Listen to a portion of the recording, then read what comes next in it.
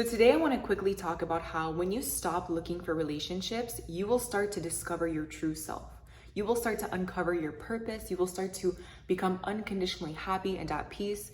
And this does not play true for everyone, but I have found this in my own experience in life. For many years of my life, I was seeking relationship, partnership, sexual partners, just some form of relationship with the opposite gender in order to fill my void, in order to make me feel desirable, in order to give me a deeper sense of purpose, even just to have someone to spend time with and to take my mind off my own problems or my own lack of purpose, my own lack of whatever.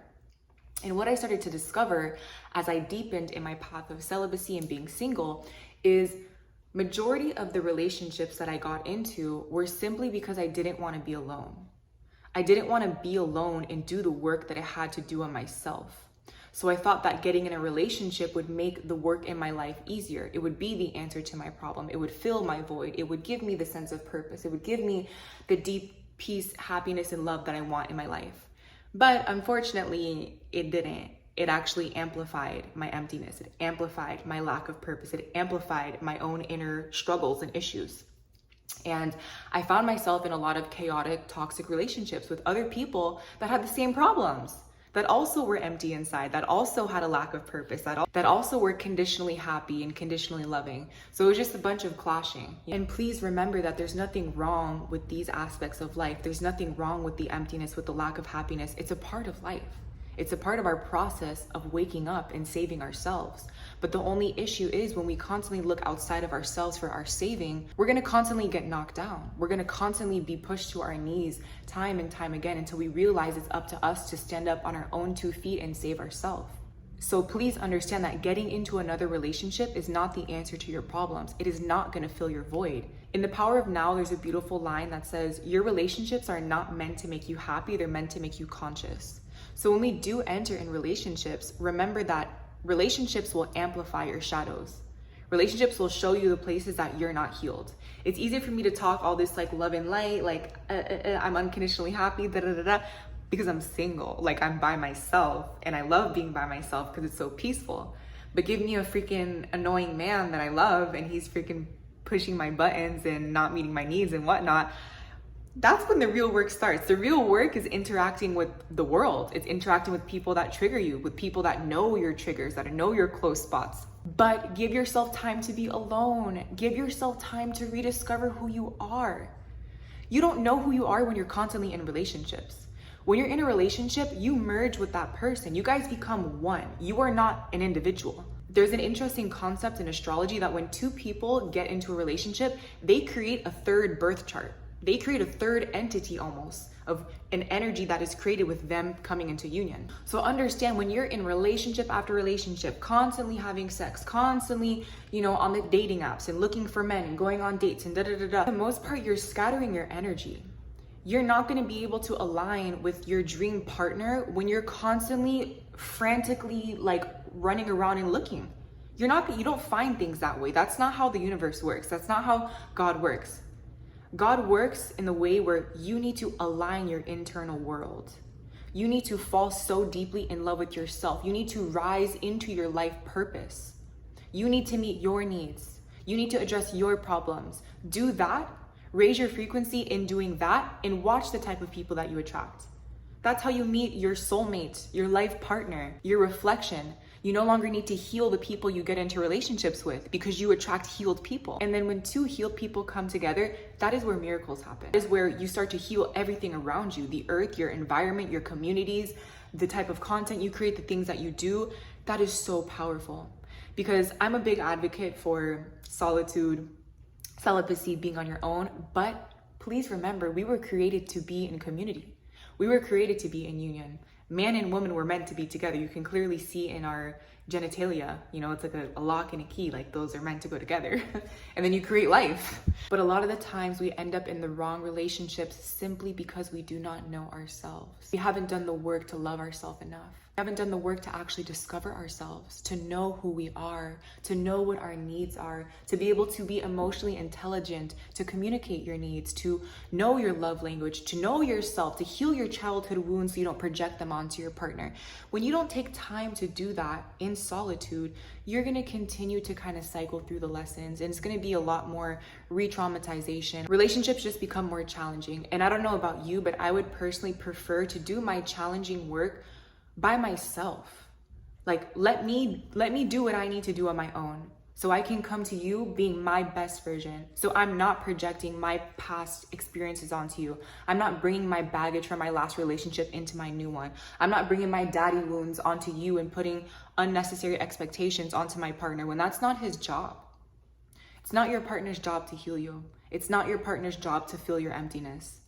It is actually extremely disrespectful, and it's the reason why so many people are divorced and so much separation in love nowadays. And it's because damaged people, and please don't take the word damage in a negative way. There's nothing bad or wrong about being damaged. We're all damaged. That's what it means to be human. And you heal yourself through that process of recognizing your damagedness.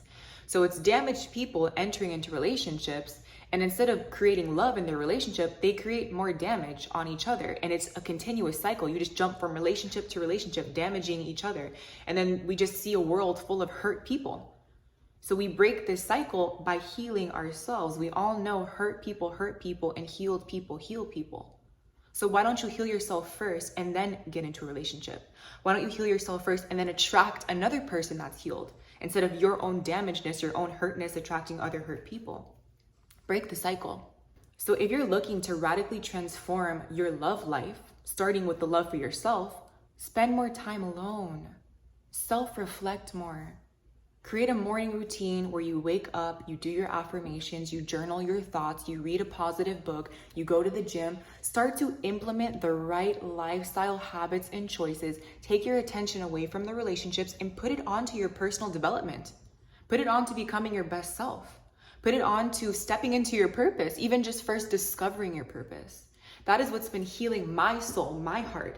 I stopped looking at men and I started putting my attention towards my life purpose, towards what God put me here to do, because I know that that is what will fill my void. And once I genuinely begin to step into my purpose, the type of man that I will meet, ooh, thank you, God. Thank you. I already know, and I already feel it. And that's why I'm doing the work that I'm doing. That's why I'm spending the time by myself. That's why I'm working through all my limiting beliefs, healing all of my self-hate, releasing all of my judgments, all of my doubts, all of the things inside of me that I don't want. Everything that I would not want in another person, I'm releasing it from myself. I'm healing it on myself. Everything that I want in someone else, I'm becoming that. I'm being that. I'm filling my soul with unconditional love. I love myself so much. Therefore, I can only be with other people that genuinely love themselves. And then I have the energy, I have the time to help heal other people. When you're in a toxic relationship, when you're a healer that's in a toxic relationship, you will not have the bandwidth, the capability, or the energy to heal people and do your healing work because you're freaking hurting yourself in your relationship. Your energy is being drained in your own freaking relationship. Your closest relationship should be your fuel. It should fill your soul up so you can pour more love into the world. So when you're in a toxic relationship, you're doing a disservice to your God-given purpose. You're disrespecting God. So remember, it's okay to be alone. Okay? It's actually spectacular to be alone. More people need to be alone. You have to learn to like being alone. And you only can do that through learning to like yourself. Becoming a likable person for you. That's what solo traveling taught me. Spending so much time by myself, I learned to love myself. I learned to enjoy spending all day with myself. Before I couldn't do that. I would get triggered by myself, my own thoughts. I would get annoyed with my own self. I would hurt my own self. So I'm like, I don't want to spend all day with her. She's free. She's a bitch. She sucks. I need some friends. I need a boyfriend to distract me from myself. So when I started to spend more time with myself, I started to do the work to become an amazing, incredible, likable person. And now, you know what I do? I talk to myself all day long. And I love it. I laugh, I smile, I have amazing realizations. Like, I love hanging out with myself. And I'm just gonna go deeper into this. And I know that my soulmate, my king, my man's, he's gonna come out of nowhere because I'm not looking or needing it anymore. And that's when they say the best love happens. So stop looking for a relationship. and just find yourself. Everything else will unfold from there. Everything else will fall into place in the perfect time, in the perfect moment. So remember, it's not about the outside. That man is not the answer to your problem, sis. I'm telling you from personal experience, okay? Maybe some men are, there are great, incredible men in this world that are problem solvers and they do help their women to rise into their purpose and whatnot. But I'm talking about, you know, the other women that have not experienced that have experienced the opposite. That man's, he's not gonna save you, sis, okay? Save yourself. And then you'll meet a man who will bring you into places you never even imagined or fathomed. Deepen your self-love, be able to spend time by yourself, and everything else will fall into place from there, okay? I love you so much. Happy Sunday, or whatever day of the week you're watching this. I love you so much. Learn to love your solitude and learn to fall in love with yourself, okay? I love you so much. Much love, many blessings.